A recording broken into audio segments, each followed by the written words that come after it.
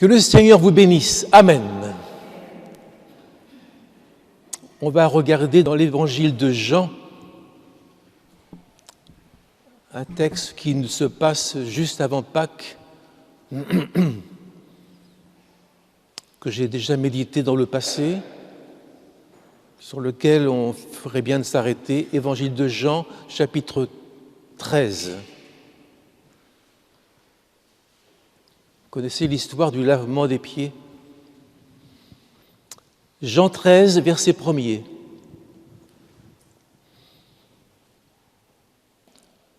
Avant la fête de Pâques, Jésus, sachant que son heure était venue de passer de ce monde au Père, et ayant aimé les siens qui étaient dans le monde, mit le comble à son amour pour eux. Pendant le souper, lorsque le diable avait déjà inspiré au cœur de Judas Iscariote, fils de Simon, le dessein de le livrer, Jésus, qui savait que le Père avait remis toutes choses entre ses mains, qu'il était venu de Dieu et qu'il s'en allait à Dieu, se leva de table, ôta ses vêtements et prit un linge dont il se ceignit, c'est-à-dire la ceinture. Ensuite, il versa de l'eau dans un bassin et il se mit à laver les pieds des disciples et à les essuyer avec le linge dont il était ceint. Il vint donc à Simon-Pierre et Pierre lui dit « Toi, Seigneur, tu me laves les pieds ?» Jésus répondit « Ce que je fais, tu ne le comprends pas maintenant, mais tu le comprendras bientôt. » Pierre lui dit « Non, jamais tu me laveras les pieds. » Jésus lui répondit « Si je ne te lave, tu n'auras point de part avec moi. » Simon-Pierre lui dit « Seigneur, non seulement les pieds, mais encore les mains et la tête. » Jésus lui dit « Celui qui est lavé n'a besoin que de se laver les pieds pour être entièrement pur. Et vous êtes purs, mais non pas tous. » Car il connaissait celui qui le livrait. C'est pourquoi il dit « Vous n'êtes pas tous purs. » Après qu'il leur eut lavé les pieds et qu'il eut pris ses vêtements, il se remit à table et leur dit « Comprenez-vous ce que je vous ai fait? Vous m'appelez Maître et Seigneur et vous dites bien, car je le suis. Si donc je vous ai lavé les pieds, moi le Seigneur et le Maître, vous devez aussi vous laver les pieds les uns les autres. Car je vous ai donné un exemple afin que vous fassiez comme je vous ai fait.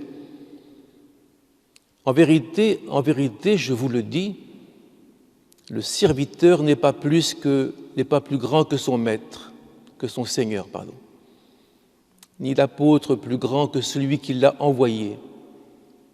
Si vous savez ces choses, vous êtes heureux, pourvu que vous les pratiquiez. Amen et amen. Quelle leçon, hein? Laver les pieds. Bon, entre nous, on pourrait le faire. Mais si c'est Jésus qui le fait, là, je ne comprends pas très bien. Laver les pieds de ces hommes qui ont marché sur les chemins poussiéreux. Laver les pieds. Regardons un peu quelques instants, frères et sœurs, le dernier repas de Jésus avec les apôtres. Et dans ce repas, il y a une dispute, comme ça arrive dans les familles. Au moment d'un repas, on se dispute, voilà. La dispute, c'était une question. Qui est le plus grand parmi nous?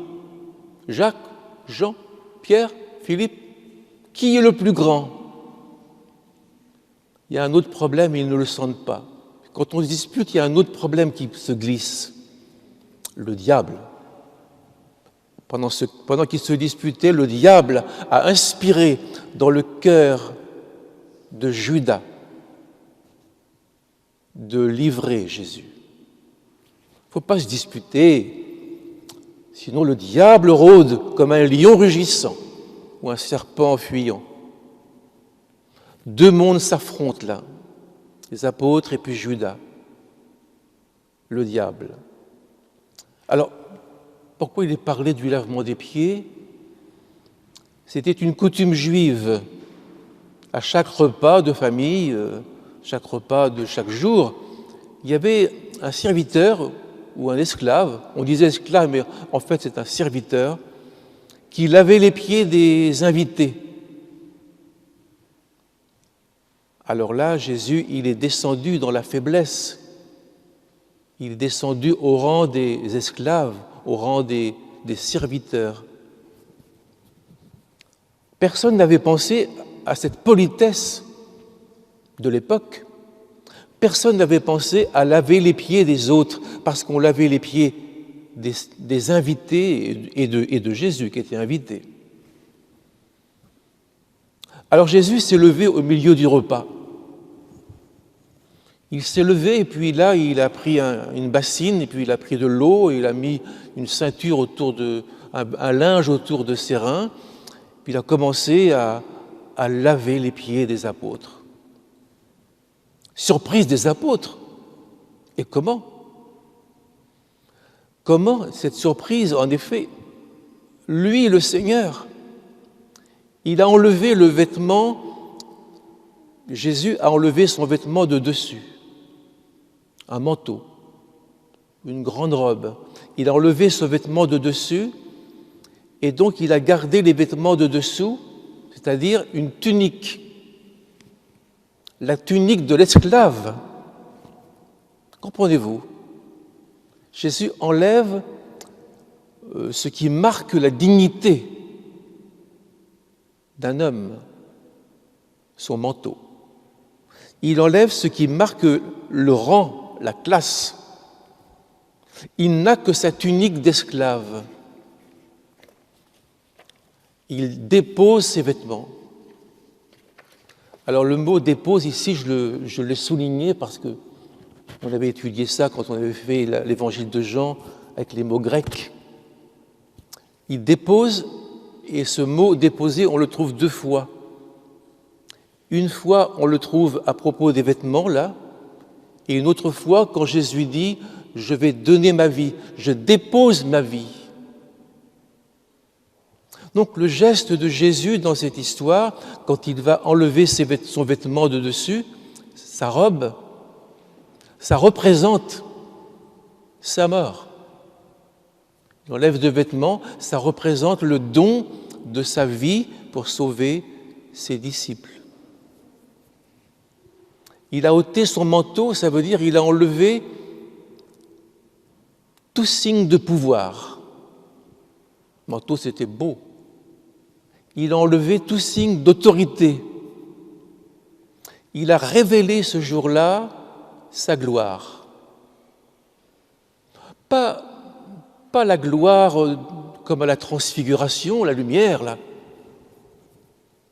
Il a révélé un autre aspect de sa gloire, sa personne donnée. Voilà.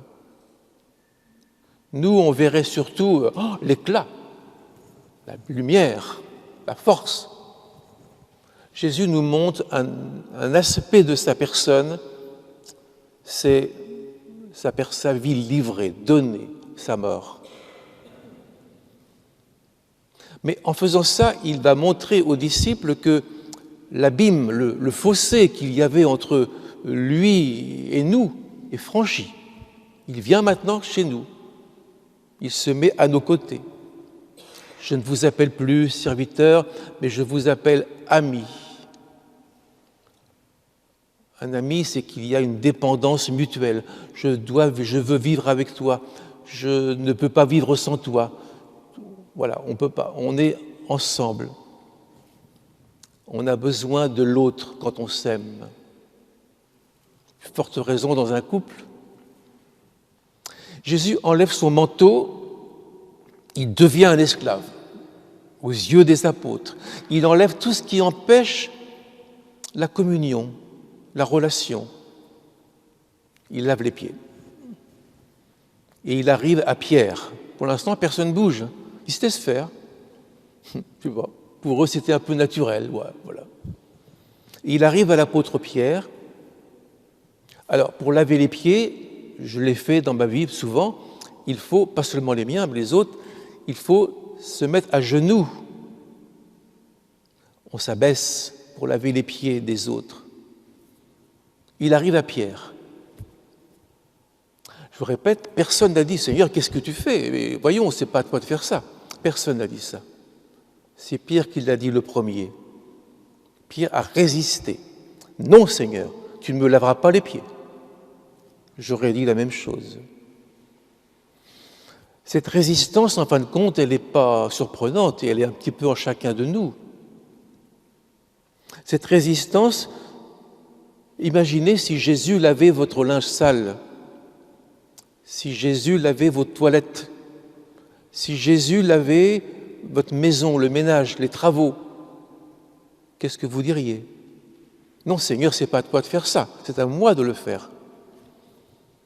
Et Jésus résiste. Non, laisse-moi faire. Ce que tu ne comprends pas aujourd'hui, tu le comprendras plus tard, bientôt. Vous savez, quand on est avec le Seigneur, on ne comprend pas tout. Il nous amène à faire des choses, à vivre des situations que l'on comprend avec le temps, tout doucement. Nous ne comprenons pas tout ce que nous vivons avec lui. Nous comprendrons là-haut tout ce que nous avons fait sur la terre. C'est une parabole de cette parole de Jésus « Je suis au milieu de vous comme celui qui sert. Je vous ai servi. Jamais tu me laveras les pieds. » Pierre, tu as raison et tu as tort à la fois. Et Jésus dit, si je ne te lave pas les pieds, écoute bien Pierre, tu n'auras pas de part avec moi dans le royaume d'en haut. Oh là là, une parole grave. Ça veut dire qu'il faut que tu me laves les pieds pour que je sois avec toi dans le ciel là-haut. Il faut que je te laisse me laver les pieds pour participer à ta gloire. Seigneur, je ne comprends plus. Pierre et les apôtres doivent comprendre que Jésus est entré ce jour-là dans le chemin du don de sa vie et qu'il accepte de devenir petit, esclave, serviteur souffrant pour nous. S'il refuse ce don du lavement des pieds, ça veut dire qu'il refuse la croix, la souffrance de Jésus.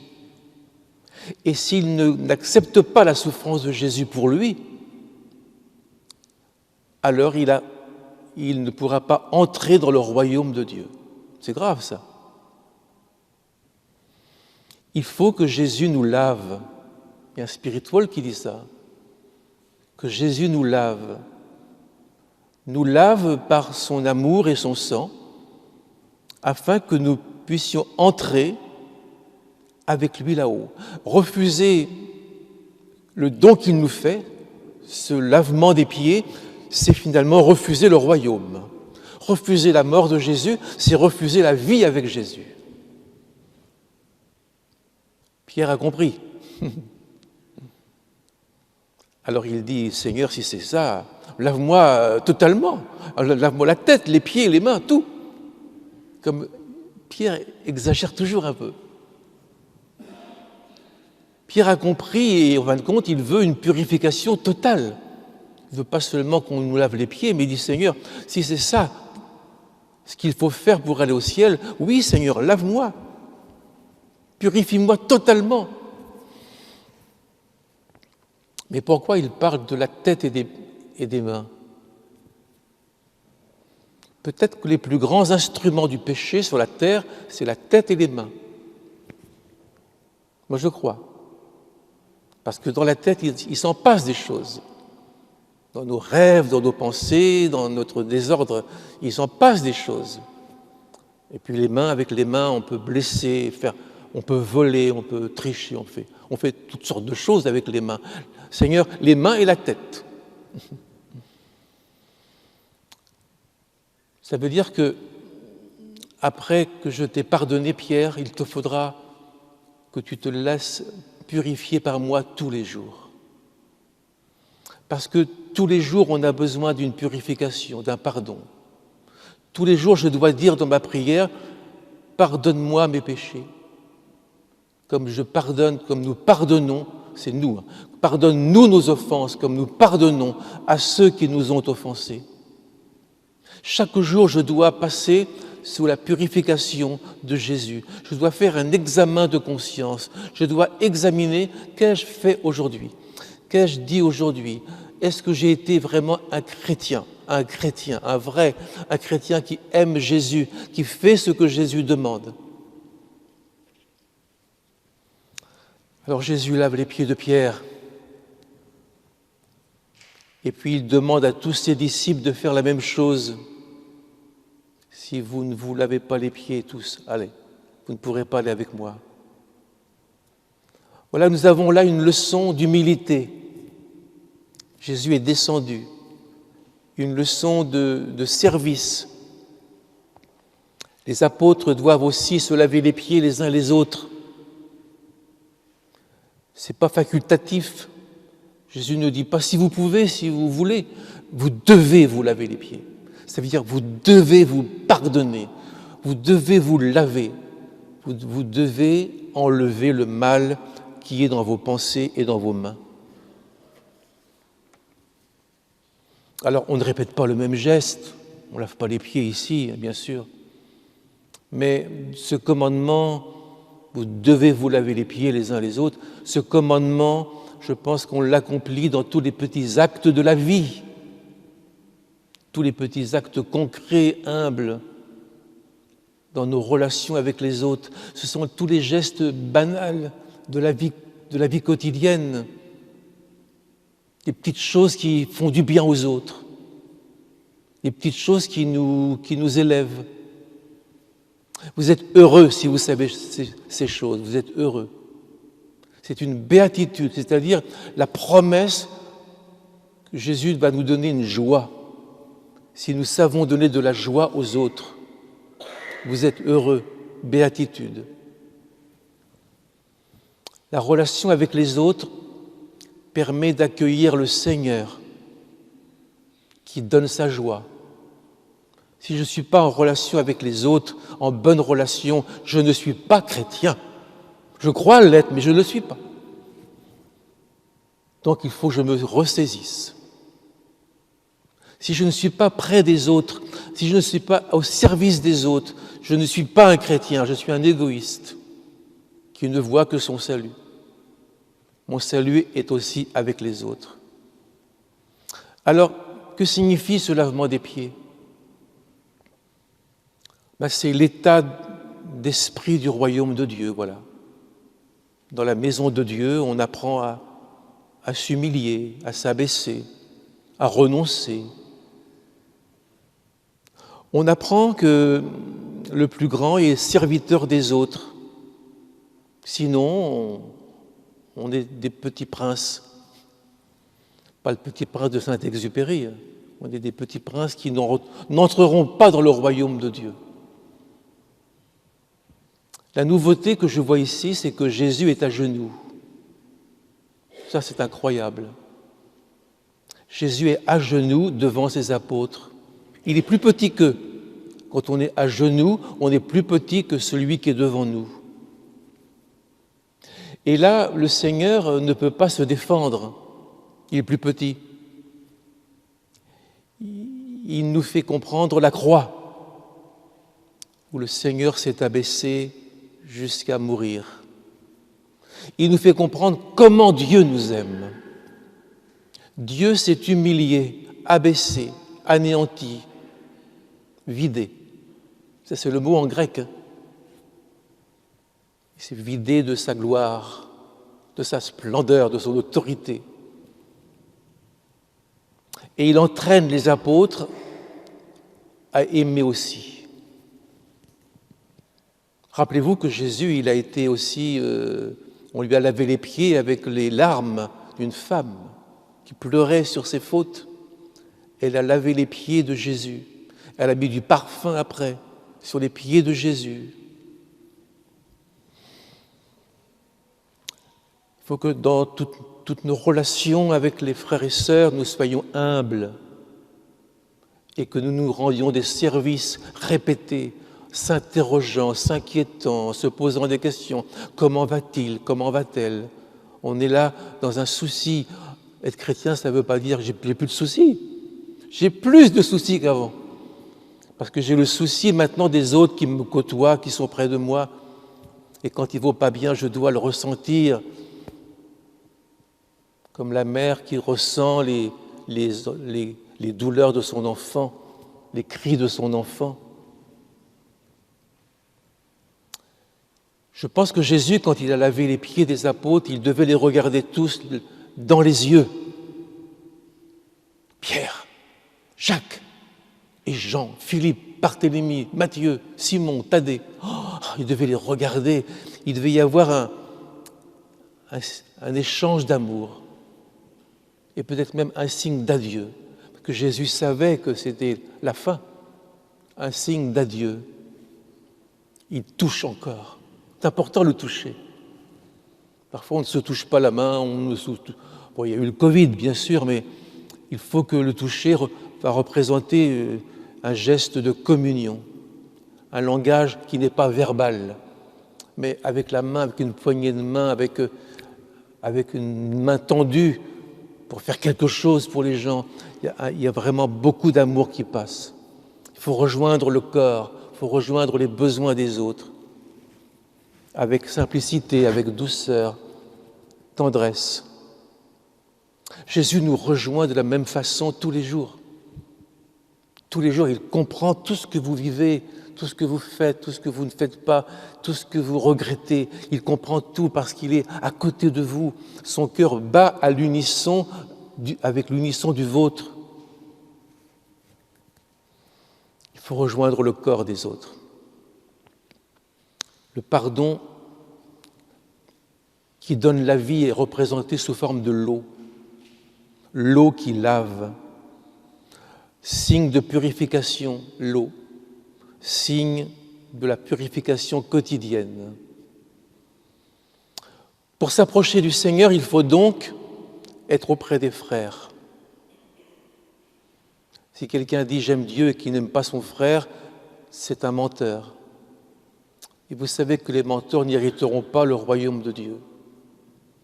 C'est important d'être chrétien. Ça nous bouscule. C'est pas dire j'ai levé la main, je suis chrétien. J'ai été baptisé, je suis chrétien. Ça veut dire Seigneur, je suis prêt à te servir.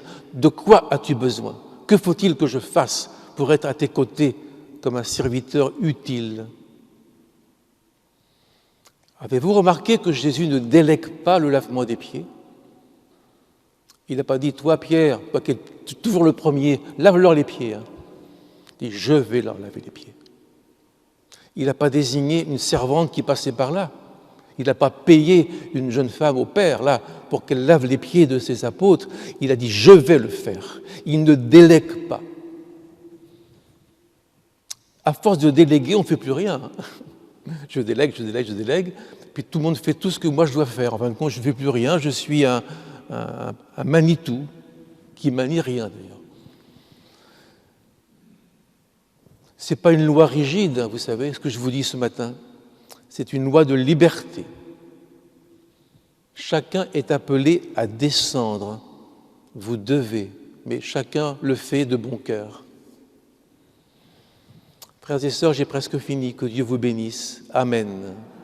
Mais encore un petit mot. Ce service-là qu'on va se rendre va aider les autres.